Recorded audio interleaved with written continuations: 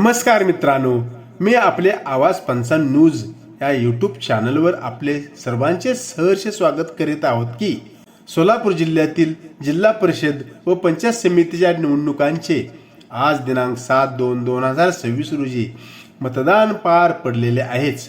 तसेच माढा तालुक्यातील मानेगाव गटातील दारपळ गणातील एक धक्कादायक राजकीय बातमी आमच्या चॅनलला मिळालेली आहे की दारपळ गणातील अपक्ष उमेदवार सौ सोनाली मुन्नाजी साठे यांनी भाजप व राष्ट्रवादी या पक्षावर मतांची आघाडी घेत असल्याचे खात्रीशीरपणे संबंधित त्या गणातील गावातून बोलले जात असल्यामुळे सौ सोनाली मुन्नाजी साठे यांचा दारपळ सीना या गणातील विजय पक्का मानला जात आहे। त्यामुळे मुन्नाजी साठे गटात विजयाची तयारी चालू झालेली आहे। सौ सोनाली मुन्नाजी साठे या अपक्ष उमेदवारांची ओळख करून द्यायची झाली तर माढा तालुक्यातील सहकार महर्षी कैलासवासी गणपतराव साठे यांचे नातू व जिल्हा सहकारी बोर्डाचे अध्यक्ष माननीय मानसिंगराव साठे यांचे चिरंजीव मुन्नाजी साठे यांचे सौ सोनाली साठे या पत्नी आहेत। तसेच मुन्नाजी साठे हे देखील राजकारणात सक्रिय आहेतच, तसेच ते राज्य लेबर फेडरेशनचे संचालकही आहेत।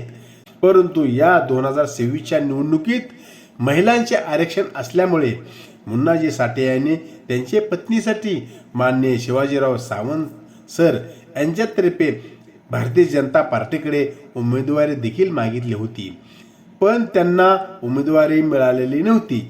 मात्र त्यांनी स्वतःच्या कार्यकर्त्यांच्या जीवावर व त्यांनी केलेले या गटातील व गणातील कामामुळे त्यांनी त्यांची पत्नीला नारळ या चिन्हावर उभे करून ते निवडणुकीला सामोरे गेलेले आहेत। तरी सुद्धा सौ सोनाली मुन्नाजी साठे या दारपळ गणात त्यांचा विजय पक्का मानला जात आहे। कारण मुन्ना साठे हे तरुण मतदारांचे आवडते नेते तर आहेतच, पण सर्वसामान्य मतदार लोकांचेही त्यांचे स्वभावामुळे त्यांना लोक राजकारणात मानतात। त्यामुळे सौ सोनाली साठे देखील उच्च शिक्षित असून त्यांनी घरोघरी जाऊन सर्वसामान्य गोरगरीब मतदारापर्यंत जाऊन जोरदार प्रचार केलेला आहे।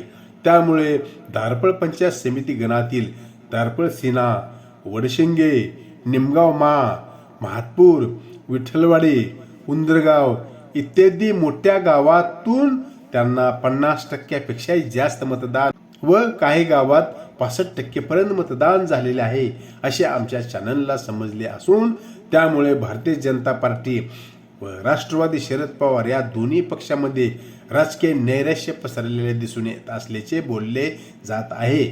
इकडे मात्र सौ सोनाली मुन्नाजी साठे गटात मात्र 9/2/2026च्या निकालाच्या दिवशीच्या गुलालाची तयारी सुरू असल्याचे बोलले जात आहे।